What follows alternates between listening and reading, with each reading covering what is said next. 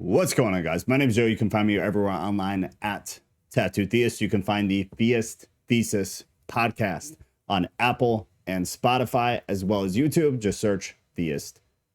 Today, we're going to be talking about whether it is okay, permissible, or whether you should smoke or vape as a Christian. But first thing, real quick, if you go to tattootheist.com, you will be able to find all of the video versions of the podcast, the audio versions of the podcast, my videos, as well as ways to be able to support what we're doing here. This is also where you can join the Discord. Scroll halfway down, hit join Discord, and then that will bring you over to here. Within the Discord, we've got about 80 people who are all relatively like-minded, definitely have a bunch of different views though, and we talk about everything. You've got off-topic, theology, the Bible, conspiracy, things like that. This is also where we hold the Thesis podcast every Thursday at 6 p.m. Central Time. It's held in a voice channel. There is also a live chat, and then all of that streams to YouTube Thursday, 6 p.m. Central Time. So if you're interested in getting in on that or just joining the Discord, pop in by going to tattootheist.com, and you can find the link there. So smoking, vaping, primarily, I guess, nowadays, right? The most common verse that gets thrown out is your body is a temple, right?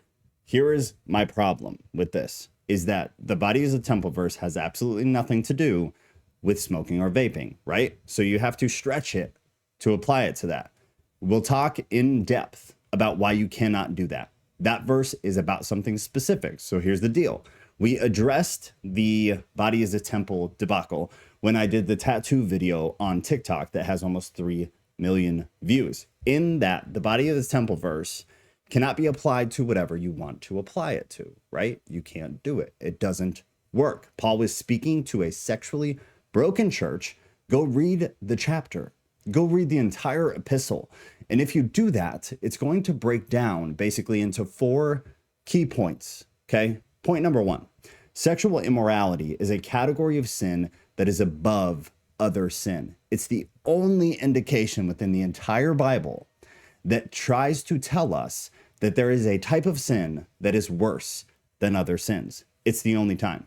Number 2 is that refraining from reversions to paganism and pagan behaviors were primary points in why Paul was writing the epistle to the Corinthian church. And much of what he talked about was within that context. Okay, so you have to keep that in mind. You cannot just take Bible verses and say whatever you want with them. It doesn't work, guys. It doesn't work. It's dishonest.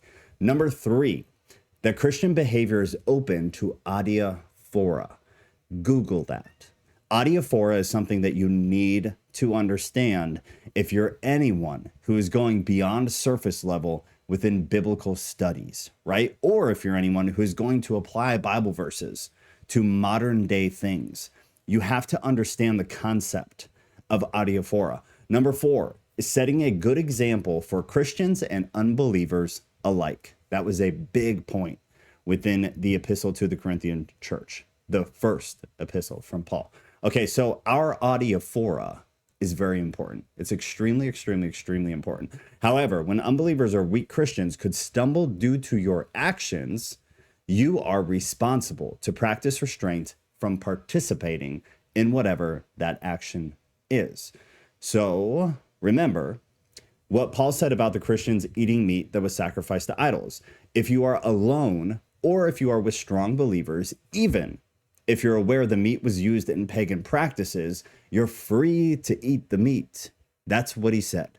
You're free to eat the meat because we are free under Christ, right? However, you must be confident you and or the strong believers you are with will not stumble. So if you're confident of that, then yes, Paul says you are free to eat the meat. Go for it. But, caveat, if an unbeliever is aware it was sacrificed to idols and offers it to you, you are to reject that meat. You are to reject it for their benefit, for their conscience, not for yours. Those are his words.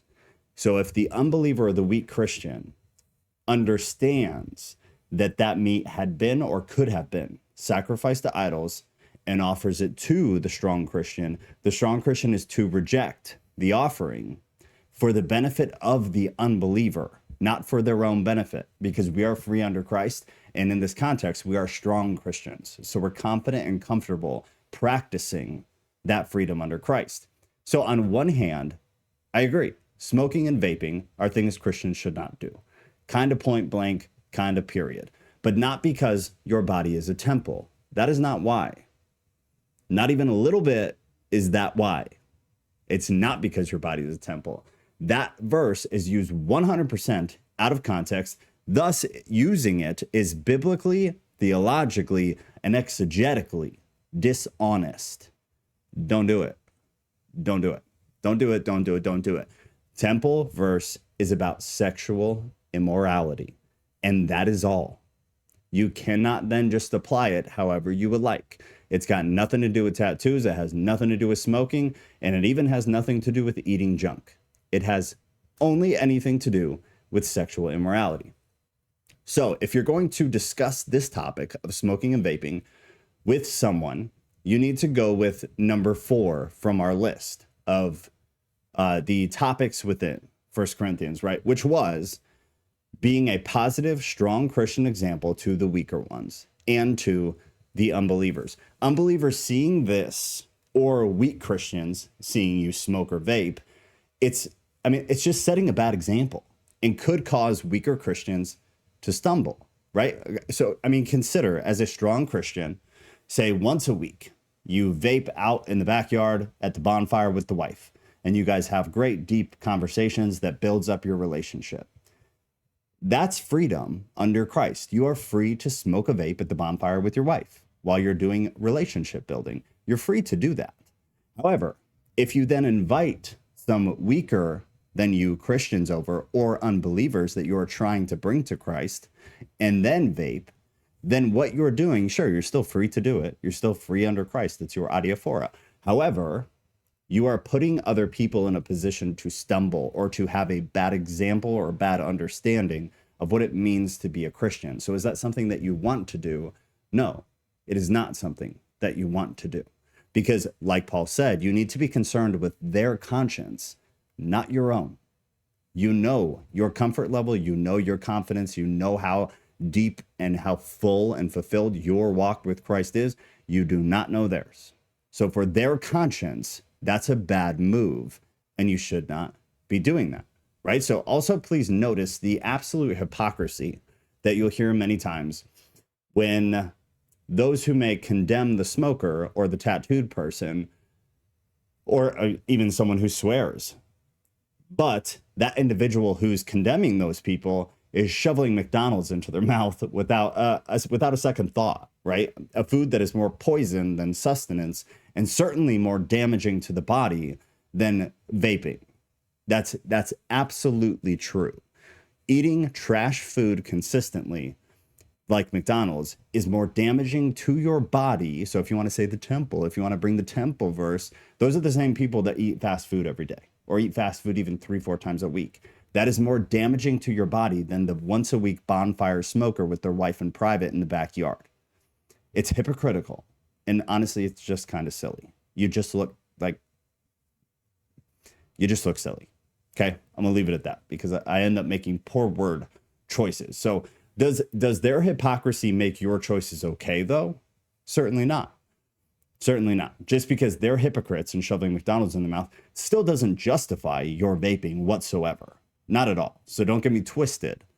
I'm just saying one is more damaging to the temple than the other. So if that's the argument being used, 1, it's out of context, cannot be applied to these things. And 2, it's hypocritical. So you just end up looking silly.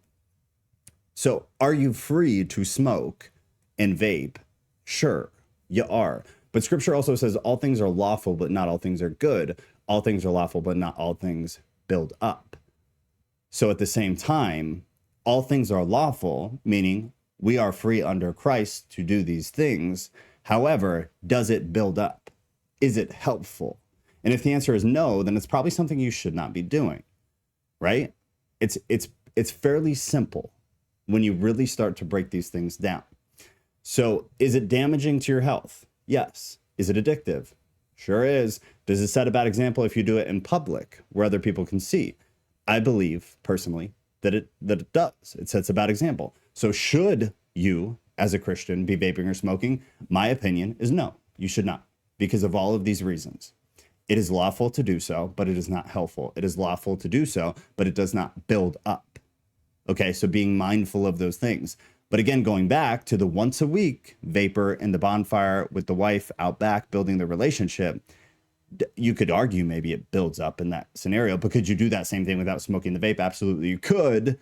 So still, vaping probably isn't the right choice. So be wise in your decisions in where you decide to exercise your freedom under Christ. That's kind of the point. Be mindful, be responsible, and be an adult about it. Don't be a little kid about it. You're not just free to do whatever you want.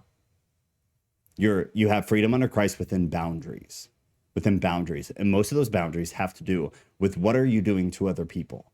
What is the reverberating effect of the actions and the choices that you're making? What example are you setting for the people around you? That is the really big thing, right? But also don't forget that your freedom is in effect, but it is to be managed with absolute care. So yes, we need to remember we have the freedom. We're free under Christ. Things have changed since the Old Testament, massively, actually massively changed from OT to New Testament, right? Massive shift. However, we can't just do whatever we want. It still is within these boundaries. So we need to take great care that what we're doing is helpful, is building up, or is a positive example for those around us. And again, not for our own conscience, but for theirs, for the unbeliever, for the newer Christian. It's for their conscience that we need to be mindful, we need to be respectful, and we need to be responsible about what we choose to do. And then I would take a serious look at why you personally are wanting to do these things anyways. I hope all that makes sense. Like I said, if you want to get in the Discord, you can get on the podcast with us. All of my links, anything you might need, can be found at tattooedtheist.com. And every week we actually vote within the Discord group. I put up a poll and everybody votes on what they want the topic of discussion to be for the Thursday night podcast. So if you want to be a part of that voting process as well, you're going to want to get in the Discord. I love you guys. I will see you on the next one.